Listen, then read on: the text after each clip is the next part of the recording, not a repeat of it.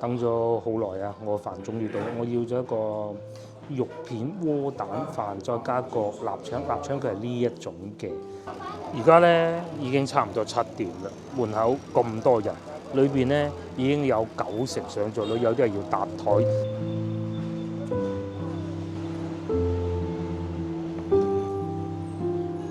各位觀眾大家好，咁啊嚟到而家咧晏晝4點半啦嚇，睇先，冇錯。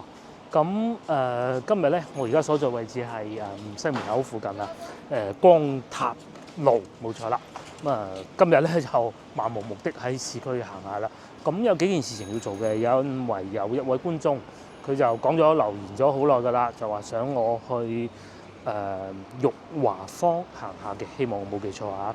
咁喺惠福路附近，咁喺呢度經過嗰個叫咩巷啊？先輪巷過去係好方便的。咁啊，第二我會經過先輪巷咧，然之後咧，阿夫人安排我買個沙葛，因為點解咧？琴日佢話想去買沙葛嘅時候咧，俾我一口回絕佢，我話過幾日不如揸車同佢去啦。至於琴晚去西朗市場就不必啦，因為咧我哋食到一半嘅時候咧，即係喺嗰個食嗰個鳳凰蟹糊啊，薑撞蟹嘅時候咧，突然間醒起，不如今晚翻去打邊爐咯咁，所以又冇去嘅啫。咁冇沙葛點辦咧？就而家要去買啦嚇。影片裏邊唔會經常提及到，但係好似咁樣我自己一個人去買一嚿沙葛嘅情況咧，其實係時有發生嘅，只不過我唔講咁解嘅啫嚇。而且好多時候喺老城區咁揸車又不便，又不會買太多。買沙葛啊，買白蘿蔔啊，我都係經常會做㗎啦。光塔路餐廳多唔多啊？呢間咯嚇，呢個六嬸西關小廚咯，但係呢度唔係西關咯。我印象中僅此而已，即係粵菜餐廳嗰啲嘅。喺近紫航路口嗰度咧，仲有一間啊，係食叫西班牙私房菜要魚啊嗰種嘅。未食過，唔知有冇機會試下咧？即係喺嗰啲居民樓下邊嗰啲咧，西班牙海鮮飯啊，嗰啲買煮到生骨嗰啲咧，嗰啲先係正宗嘅嚇。咁唔知有冇機會試下咧？我哋繼續行啦，前邊就係先輪巷。今日繼續係降溫的一天啦。而家氣温有所上升嘅11攝氏度，好過琴日。琴日中午都得，淨係得8度嘅啫。8攝氏度，而家晏晝啦，都11攝氏度，其實係回暖咗，比第一日啱啱凍嘅時候咧回暖咗好多嘅。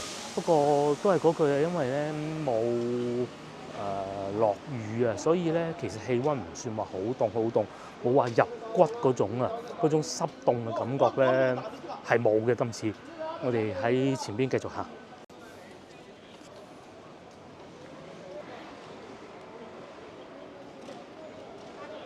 我喺老城區咧就會見到好多呢種面前呢啲搬運工人啊，好多地方要裝修噶嘛，裝修嘅時候咧就需要拆嗰啲屋啊，拆屋咧佢哋又負責幫手搬貨啊、運沙啊咁噶啦。對面滿族小學我都講過幾次噶啦，呢個就係以前嘅光塔路小學啦，應該係個路字嘅。呢度咧就係老城區嘅感覺啦。哇！你一刺激到，唔知大家睇唔睇到啦？嘿，楞住幾多個，仲要着住咁多厚衫。喺廣州就係咁噶啦，唔同潮州。潮州咧，佢哋冇開得咁自由淡定嘅。喺廣州咧，佢哋可以開得好自由淡定嘅。反而開車嘅咧就辛苦得多啦，要揾個停車位咧都係好困難。廣州要揾個停車位都唔係咁容易啊。對面咧就執法部門啊，用咗4個位啊。呢邊呢啲咧應該係違例停車嚟嘅，違例泊車嚟嘅。再前啲咧仲有市政停車位，但係都係好貴。而家講添，啱先我咪話要去買沙葛，買完沙葛我就會去裕華坊。去完裕華坊之後咧，咁我會往華夏大酒店嗰個方向過去，因為件事情我想證實下。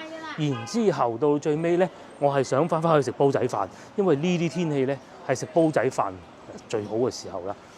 幾件事咧就全部要串埋一齊做，都幾遠㗎。面前就馬路巷啦，喺呢度往左轉就會翻到去中山6路嗰個方向。呢度光塔路老城區單行線就係咁噶啦，經常係會塞車嘅。今日已經好噶啦。我仲記得啦，對面咧就係我曾經幫一位觀眾揾過佢住過嘅地方啦，呢個叫神豐五金裝飾咧，就喺呢度。咁我哋唔好喺進步里呢度入去，我哋喺前邊鮮倫巷嗰度入去，我成日唔記得呢個名。有時候未必一定要去市場嘅，通常我會喺呢啲鋪頭仔都會買得到。咁但係咧，老婆咧就會認為我係唔識揀嘅，咁但係買少少我冇所謂啦。至於前邊咧就係光壇子，又或者叫懷聖寺啦。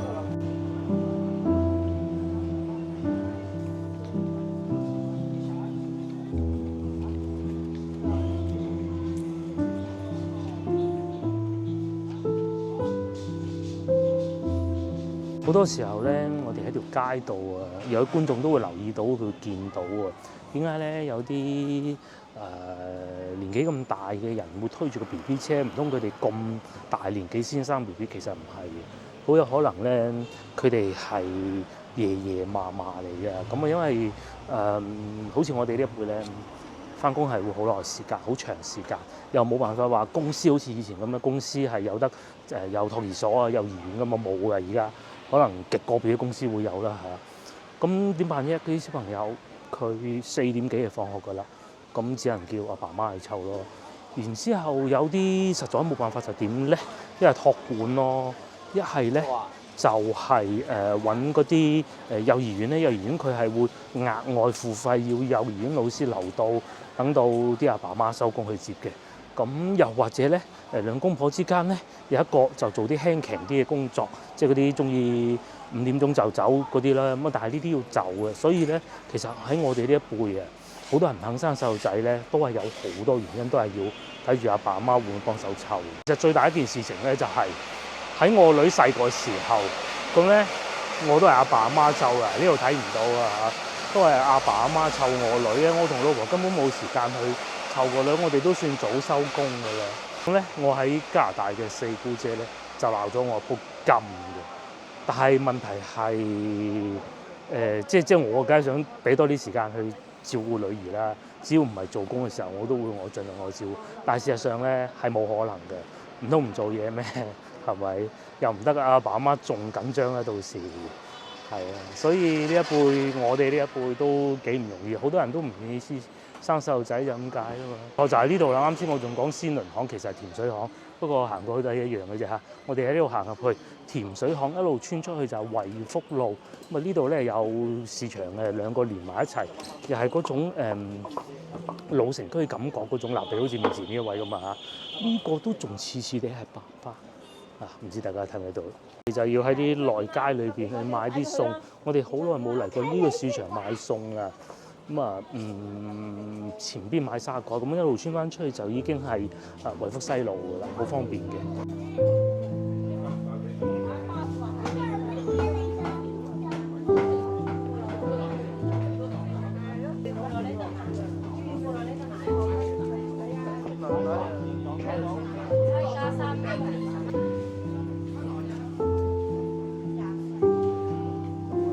有啲仲勁添嘛，2個幾犀利，真係好佩服佢哋嘅。但係到老嘅時候咧，就係佢啲小朋友交社保嚟養我哋嘅，唔知點啊！好啦，我哋唔好再講呢個話題。揾沙葛，好似前邊米市路室內市場，我又唔入去啦。呢度有紅蘿蔔嘅，仲未見到有沙葛喎。白蘿蔔又有，呢度係賣椰菜花。薯仔都有，就係揾唔到沙葛喎。呢度啊賣嗰啲潮州魚蛋啦、水果啦。以前我哋經常會喺呢度買水果嘅。仲有呢個係賣緊羊肉啦。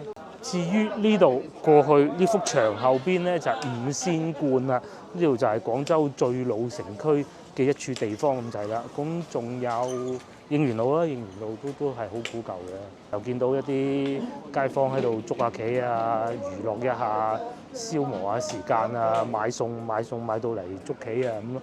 咁前邊再行就已經係惠福路喎，我仲未見到有沙葛喎。喺甜水巷呢度又有幼兒園啦，又有學校啦，附近又有職中啦，係幾方便嘅喺度生活都。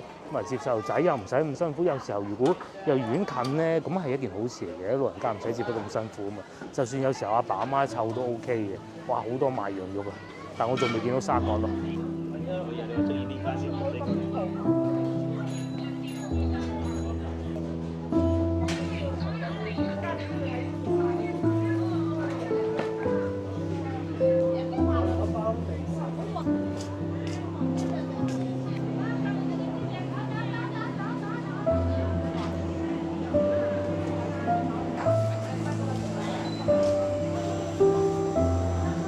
係啦，卒之要上嚟2樓呢度買沙葛，買完就走，睇下邊度有先。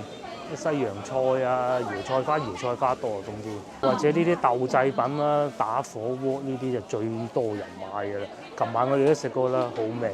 我就終於見到沙葛啦，呢啲係 OK 啊，2蚊半一嚿夠啦。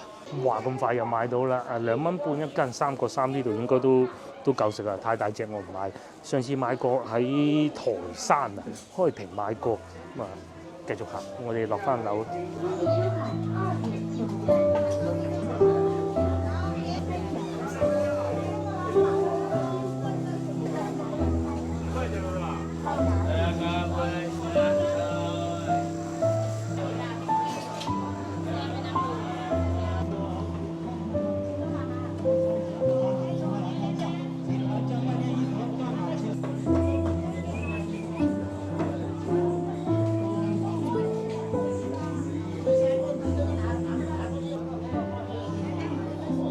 好啦，終於咧，我哋又翻嚟惠福路啦。咁我會繼續沿住呢個方向行過去，大概喺呢左手邊呢個方向咧，就係玉華坊噶啦。咁啊嚟到哇！嚟到呢個五仙觀門口咧，就係睇下啲小朋友喺度玩啊。之前我成日嚟呢度睇啲小朋友喺度玩嘅，又係啲阿爺阿嫲帶住啲小朋友。咁有間唔中有啲都係媽媽帶嘅，好似面前呢個咁啦，係咪？咁但係就比例唔高咯，嗬。但係啲小朋友最開心。今日太陽已經少咗，到冬天嘅時候咧，晏晝啊呢個時候啊係好熱鬧嘅，呢度睇啲小朋友喺度玩嚟玩去，曬下太陽咁幾好。今日冇乜熱頭，外邊就係車來車往塞車的惠福路，惠福路永遠都會塞車。呢個係惠福西，咁啊同惠福東唔同，惠福東咧係一條食街嚟嘅嚇，大多數都係做餐廳。呢度惠福西咧就係除咗個市場啦、五仙館啦，同埋對面一堆嘅電子零件批發嘅鋪頭啦。其實我就講得比較少，但係如果各位觀眾翻到嚟五仙館，我認為都係好值得參觀嘅。即係呢啲係早過陳家祠嗰啲好多嘅。一個呢度啦，一個南越王墓啦，都係呢度五羊仙跡，就係呢度啦。講五仙館嘅歷史咧，係早過陳家祠好多嘅，就係呢度。咁好似都係入得㗎，佢只不過呢個門口係維護中嘅啫，喺前邊嗰度入去嘅。等我睇下先嚇，證實下先。整到咁嘅喎，實咗係暫停開放維護中嘅。咁啊，遲啲先翻嚟咧，呢個都好值得行第一次嘅嚇。喺越秀區為數不多咧，古蹟啊，呢度都算啦，係呢度就算其中一個。因為咧，大多數啲古蹟都喺荔灣區㗎嘛嚇，真係呢太舊啦，即係保存落嚟真係實在不容易嘅。我哋而家就係玉華坊喺前邊有啲巷仔轉過去嘅。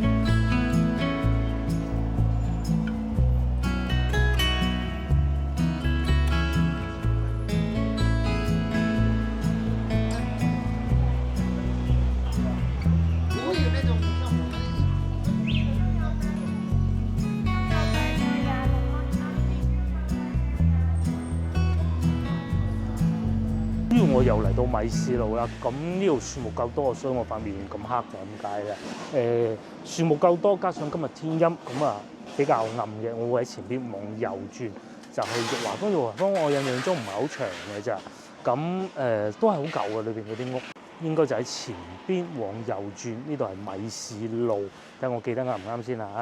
咁啊好耐之前曾經嚟過一次啊，呢排少咗好多，應該喺呢度啦嚇。睇下咪先，正確玉華坊啊，咁啊行下呢條古舊街道，因為通常咧揾呢啲舊屋嘅地方咧，大多數都係西關，同埋我呢排都懶咗，因為外遊較多。咁觀眾冇講佢曾經住邊間嘅，咁啊有啲電梯加裝過啦。因為佢條街咧不是太闊啦，所以咧汽車是不能進來的。咁啊有人開下電動自行車咁樣，有好多咧而家已經變咗做倉庫啦，譬如好似面前呢度咁。我認為唔係屋主裝飾到咁咯，我認為佢應該係個倉庫嚟嘅嚇。譬如好似前邊呢啲咁啊，咁啊所以話咧喺人民路周邊啊，係有好多呢啲批發市場就咁解，包括呢度都係，呢度甚至唔可以講叫嗰個市場嚇，喺呢一帶都係有好多電子零配件嘅批發啦。至於我嘅右手邊呢個叫廣利大街，個外牆又好別緻嘅喎。咁喺呢度可以翻出去維福路嘅，咁我唔喺呢度翻出去啦嚇。沿住呢度繼續往前行，你睇下上邊啲屋，唔係9層樓高嘅，都係6層樓高啊，有啲矮啲啦。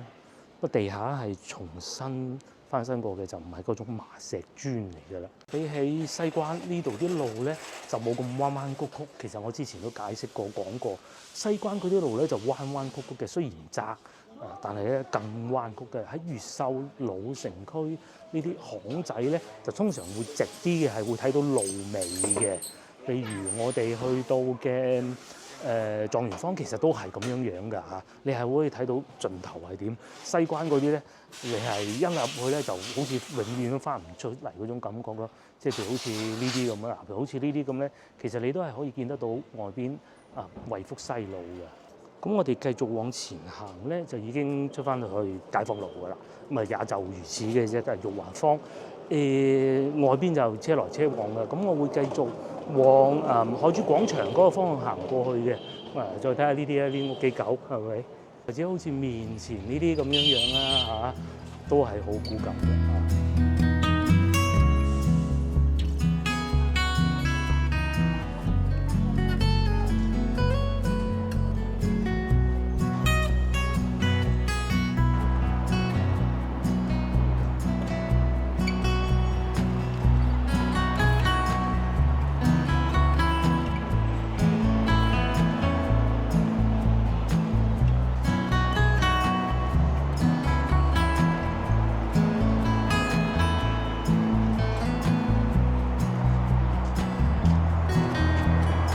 又翻嚟好接近起義路嘅一個地方，咁咧之前我就經常講話帶老婆去食一個燒鵝，咁然之後咧就喺呢度嘅原來，但係咧晚晚都諗唔到，而家變咗叫粵西家園啊，咁即係以前食燒鵝嘅鋪頭冇咗啦，食山姜頭雞煲嘅變成，咁呢幾日就好啲嘅，食山姜頭雞煲。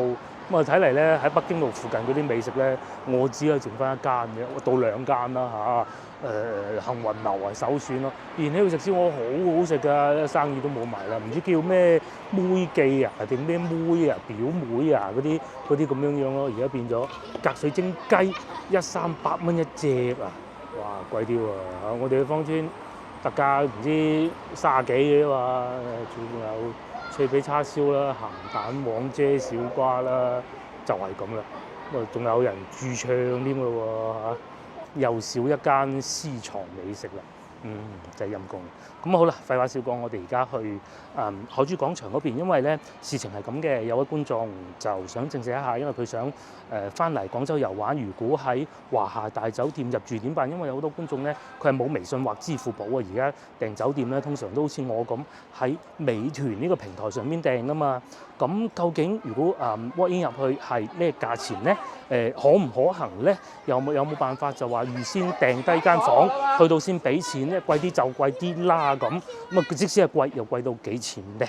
今日我就去了解一下。不過咧，入到酒店裏邊我就唔會錄影㗎啦。咁我問到之後再出嚟告訴大家。面前就係華夏大酒店，咁我該問都問到啦。不過講規則之前咧，先同大家講下地理位置啊嚇。喺呢度行出去咧，就已經係珠江河。咁往前少少呢個位置行路過去，呢個位置側側地嘅就係海珠橋咁啊，過去海珠區嘅嚇。再嚟正前方見到藍色巴士咧，就係回去澳門㗎啦。咁香港當然都可以啦嚇，地理位置極為優越。喺呢個位置咪過去海珠橋咧，喺呢度行過去坐地鐵，亦都係好方便嘅。呢度裏邊就係地鐵站啦。呢個就係海珠廣場。咁喺呢個方向過去咧，就係過去廣州起義路，即係去北京路嗰個方向啦。咁再嚟呢部車咧，就今晚翻澳門㗎啦嚇。黑色牌嘅粵2些澳中旅巴士。我啱先問前台嗰個姐姐熟練的粵語，呢啲都唔使講㗎啦嚇。咁大家溝通冇問題㗎啦。首先第一 walk in 肯定係可以㗎啦，佢都睇過聖誕節仲有房。今晚講今晚啊嚇，今晚價格係大床房，但係米半床啫噃。係500出頭500幾蚊啊，幾我唔記得咗500啦，人民幣講緊係。然之後佢嗰個前海嗰個姐姐都係建議你去翻阿高達訂啦，不如嗰度可以用信用卡咁係咪？如果冇信用卡，銀行卡應該得啩，我唔知啊嚇。咁啊再嚟仲有乜嘢咧？都冇乜啦，基本上就係咁啦。可以 walk in 訂嘅，而家聖誕節仲有房，咁啊過幾日就唔知啦，因為今日都18號，仲有10日8日就到啦嚇。咁呢度除咗去澳門方便啊，去香港都係好方便嘅。譬如面前呢部車咁，就是去香港的。咁啊，永東巴士買飛好似喺呢個位置嗱，冇錯啦。之前都帶大家嚟睇過，即係去翻後邊先頭我指住喺酒店隔離嘅中旅巴士站都得嘅。咁啊，價格亦都唔會太貴，我都唔會再 check 咩價格啦嚇。咁啊，永東巴士、中旅巴士都係有嘅。咁同埋呢度地理位置極為方便啦，2號線同埋6號線交匯。2號線去到廣州南站唔需要轉線，6號線去到咩？多羅，去到黃沙地鐵站啦。譬如前一晚我哋去拍攝嘅永慶坊啊嗰啲啦嚇，東山口啦6號線啦，北京路啦6號線啦。仲有咩啊？仲有啲你哋唔去嗰啲我就唔講啦嚇。咁啊，再嚟2號線有啲咩？好多嘢玩啦，過去市義宮啦，過去江南西啦，過去公園前啦，公園前1同埋2嘅交匯，甚至乎你想再玩住嗰啲去到越秀公園都得嘅。咁啊，嗰度竹城又係好過癮啦。不過咧就相對冇咁適合家庭樂咯。就係酒店咧，真係我首推各位觀眾翻嚟住最佳地點啦。唯一一個唔係太好嘅地方就係佢落車嗰度咧，係有可能會有電雞飛嚟飛去，也就僅此而已啫。不過其實而家都好咗好多㗎啦嚇。不過再嚟附近有乜嘢好嘢食咧？斜對面大概咧黃色嚿嘢遮住呢度啊，應該冇記錯啦嚇。斜喺前邊太平沙，咁啊早午晚好似24小時營業嘅佢係食牛腩粉啊，平靚正就係咁啦。面積細啲咯，咁喺呢度過馬路行過去，你話要幾遠啦？再嚟原來呢度有間蝦餃妹，我都唔記得咗，因為我冇嚟過呢度食嘅。蝦餃妹啲出品都幾好㗎嚇，都係預製菜嚟嚇，唔使講嘅。但係方便啦，就腳啦嚇，就咁樣撳 lift 上去就得㗎啦。如果你唔想坐地鐵行路過去得，再行前少少5、6、7分鐘咧，就可以去得到北京路㗎啦。對於一啲未嚟廣州遊玩過，又或者對廣州不熟悉嘅遊客咧，我喺度同大家再科普下，我已經科普過9000幾次啊。北京路咧係分為北京南路、北京又唔叫北京北路啊，財廳嗰邊嘅。咁中間咧係隔咗一個叫做中山5路，其實越靠近北邊就越冇咁精彩，越靠近南邊就越精彩。南邊有啲咩惠福東路啦，即是話我啱先咧影片開頭嘅時候咪講過惠福西同惠福東嘅分別嘅。惠福西就係嗰啲老城區啊，賣下電子零配件啊，俾你都唔去啦，係嘛？但係惠福東就唔同啦，日料、韓料。又有越南菜，好多嘢食啊！甚至華輝臘腸都有嘅。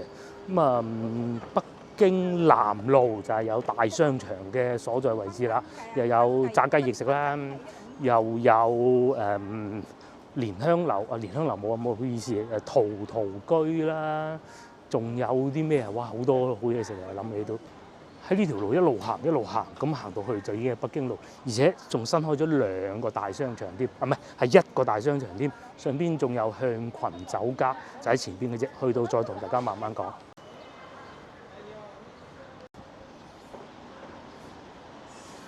嗱，話咁快咧，我哋已經見到呢棟新開嘅商場啊，叫粵海天河城，佢有2個地方嘅，呢個係其中一個，因為呢度附近有3個粵海天河城咧，就係誇張啦嚇。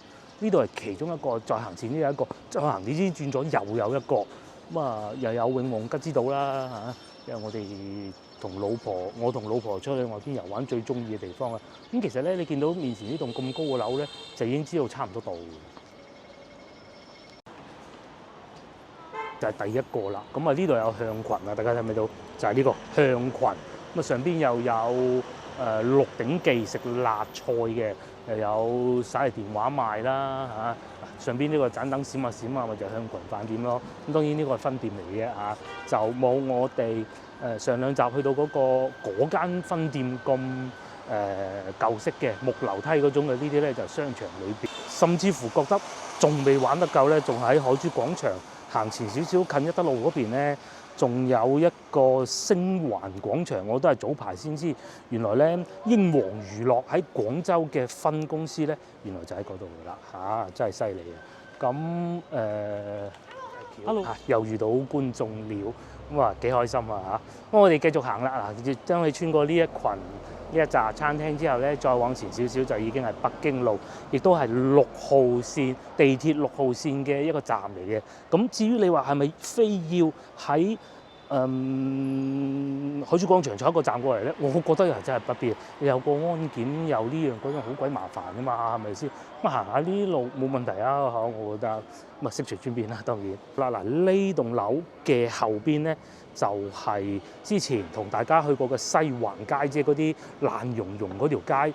咁咧其實佢就係喺北京路隔離㗎啦。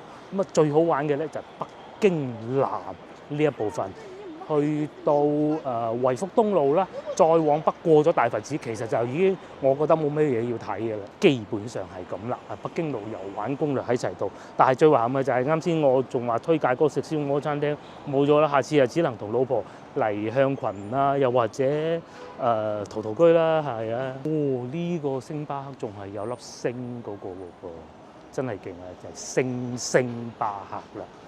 喺呢度咧，仲可以隱約見到中華廣場啊，真係勁啊！咁我咧就會繼續沿住呢個方向行過去。我今日咧就唔會再入北京路㗎啦。大家嚟呢度睇見就已經知道啦。唔會再入北京路，我會繼續往前行，往萬福路嗰個方向，其實都唔係好遠嘅啫。咁就去揾嘢食，然之後喺呢度係喺面前呢度。如果嗱呢度左邊就係北京南路啦，行花街開始地啦。喺呢度往右轉咧，就可以去得到天字碼頭珠江日夜遊嘅地方嘅。咁如果要食嗰個飲茶珠江日遊飲茶咧，又係喺呢度上船嘅，就好啱時間啦。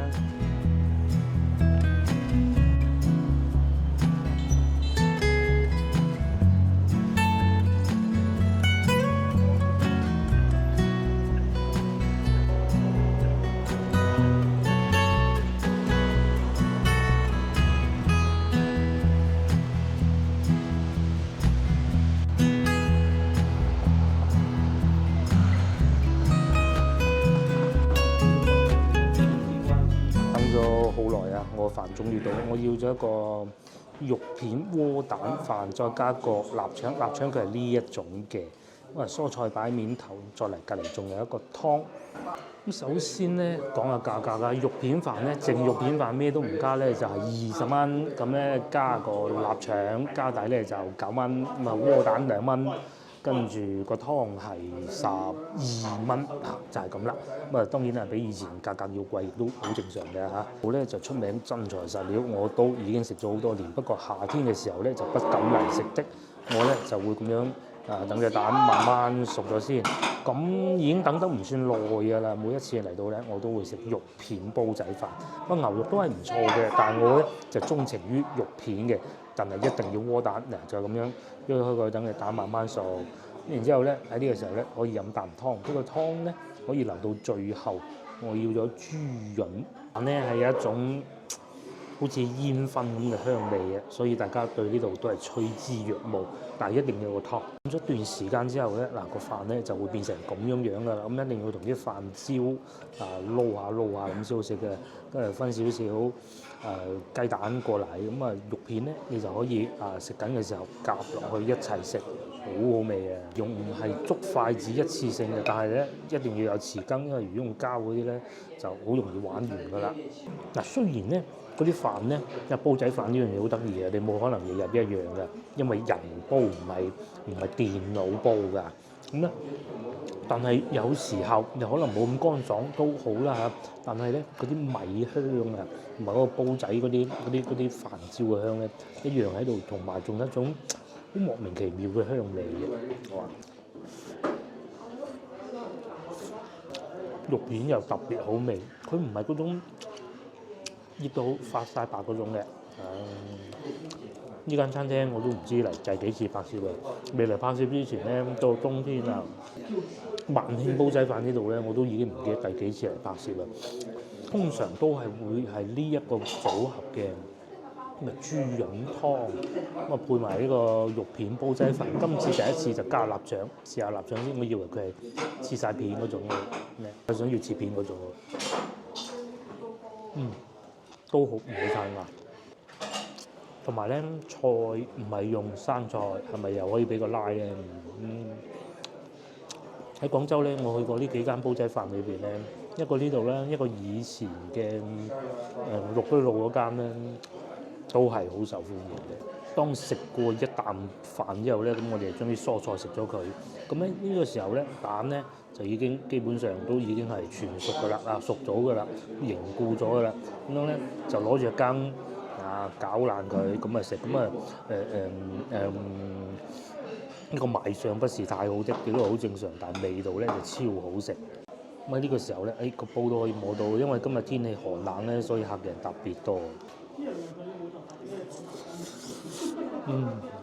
食到嚟呢個階段咧，已經食到一半啦。咁啲飯咧越嚟越乾爽，同埋咧今日咧可能個師傅急咗啲啊，咁啲飯好似冇以往咁乾爽。不過問題都唔係好大，因為嗰種煙燻香味咧係好令人神往嘅。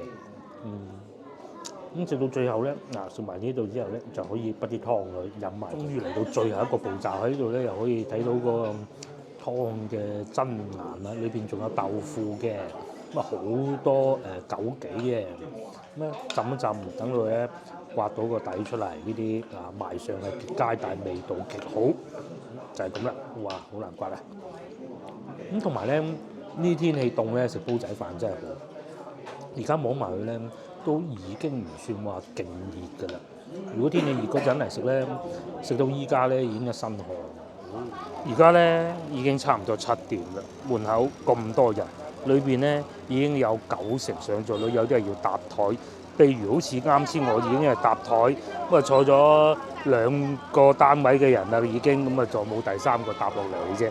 生意極好極好，因為尤其咧呢度又近北京路喎，再往前行少少咧，就已經可以去得到北京路㗎啦。大概3-5-7分鐘到啦嚇。咁啊斜對面咧仲有個教堂啊，叫做基督教救主堂。咁喺呢度咧去珠江路市場又係好近嘅啫。咁啊翻到嚟北京路旅遊咧，如果真係揾唔到好嘢食點辦？好似我啱先咁嗰個又變咗咩粵西家園啊，仲要係咁點辦咧？咁啊就冇理由又去幸運樓啊，可以過嚟呢度試下。不過一定要係呢度啦，幾靚噶噃嚇，佈置得，因為差唔多到聖誕節啦。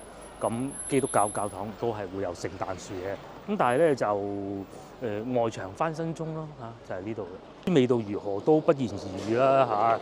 我第幾次嚟我真係唔記得啦嚇。拍攝嘅話咧就第3次應該係應該冇記錯啦嚇。同老婆嚟過唔知1次定2次啊，今次係第4次啊，第3次我真係唔記得。好食好食好好食，又係屬於嗰種咧。我之前講過喺松貴路咪有個河粉檔嘅。嗰個係如果瓜柴之前要食一次咧，嗰個係屬於一個啊嘛。咁第二個咧就係真係呢度嘅。其實我都有睇有啲本地社交媒體咧，有啲蚊型博主咧，為咗博出位咧，係會講到佢用好多詞語嚟形容萬興煲仔飯嘅。咁因為煲仔飯咧唔同話蒸饅頭啊，大佬係需要每日都唔同，每日都會出嚟嘅效果都唔同嘅。我甚至會認為嗰啲標題黨啊，真係就係搏出位嘅啫嚇。好唔好食？大家睇見啱先咁多人嚟知啦。有冇唔好食？梗係有啦。喺前面街就有一間啦，邊個唔好講？上次去食過。好唔好食？大家試下咪知咯嚇。42蚊一份飯，份量夠又好食。喺廣州揾唔揾到？揾到嘅。不多咯，同埋真係好似我細個食過嘅味道。我成日都喺頻道度講啦嚇，乜嘢味道係最好？其實係細個嘅味道嚟嘅，佢已經係好接近，好接近。咁啊細個仲要冇咁多好嘢食㗎，嗰陣會覺得矜貴啲嘅。接落嚟行咗幾步啫，睇見我講咗幾句啫，咁就已經嚟到北京路啦。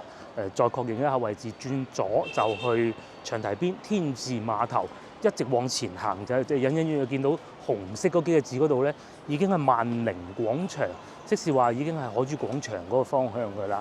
咁啊呢度咧又有大商場啦，又有新開嘅粵菜連鎖式餐廳啦。呢度樓上咧仲有陶陶居啦，飲茶食飯都係幾好嘅。仲有嗱又有飲咖啡㗎啦，呢度又飲咖啡㗎啦。呢度一落去就係地鐵站6號線。先頭我都冇錄影啊，喺對面呢一行咧，嗰啲雞煲啊，炭爐雞煲啊，而家嚟食雞煲最好㗎啦，係嘛？廣州食雞煲早幾日都睇過啦，80幾蚊清遠雞。我唔敢講話，哎呀澳門冇，香港冇，唔好講呢啲。不過價錢咧你又要考慮埋呢樣啦。如果2個人消費，我講雞煲嚇。飲埋啤酒，我諗1人100蚊應該都搞得掂㗎啦即係好似啲小店食完雞煲又可以坐地鐵翻去酒店又得對面就係雞煲啦咁呢度入去咧就係先頭我講嘅炸雞翼嗰個位置，呢度行前少少就已經係北京南路啦。咁因為我食得太飽啦，都輕輕行，我會行到去應該係公園前地鐵站坐地鐵走啦因為如果唔係咧，坐呢個地鐵站6號線都係好方便嘅。亦都帶大家睇下啦咁但係咧，反而我覺得最不精彩咧，反而係呢個係北京路後邊呢一段咧，係令到你會好失望㗎呢一段反而去到後邊嗰段咧，又有大商場啦，又有天字碼頭啦，係咪？至於中間呢一段咧，就係呢啲格魯吉亞大佬你睇冇人就知啦，係咪先？反而係連呢啲鴨仔檸檬茶咁都係有人噶嘛，係咪？又或者上邊仲有一唱卡拉 OK， 同個女都去過幾好。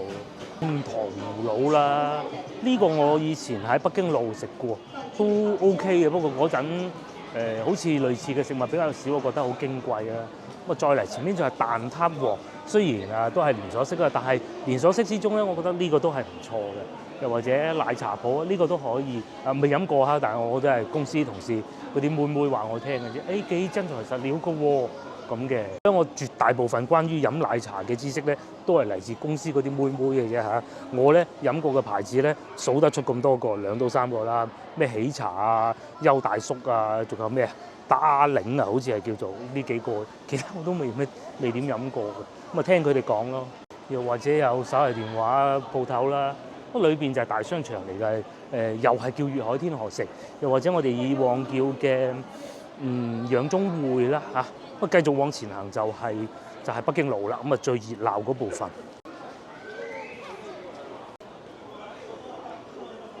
呢間我都飲過，係幾好嘅，不過貴都係唔平嗰種㗎啦。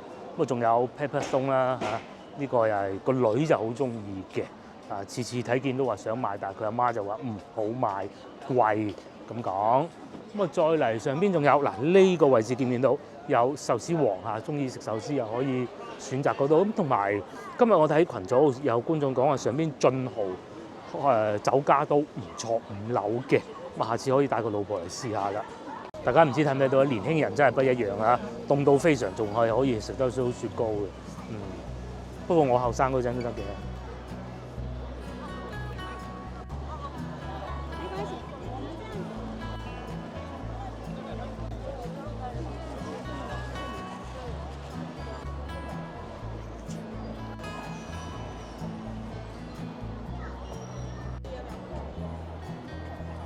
今日咧係一個星期1嚟嘅，咁都諗唔到北京路都係咁多人嚟到呢度，再次同大家確認一下。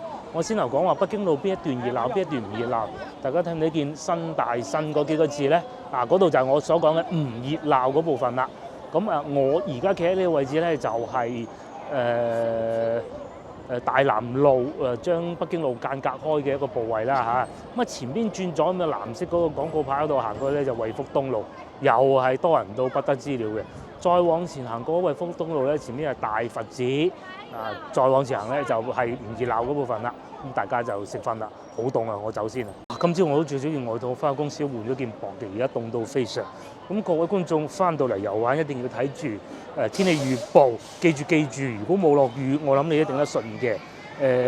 如果有落雨咧，你應該頂唔順啦。譬如好似啱先咁咧，我咪喺太空路嗰度咧遇到兩位嚟自澳洲嘅觀眾嘅，咁佢哋嗰邊係夏天嚟嘅喎，好似係嘛？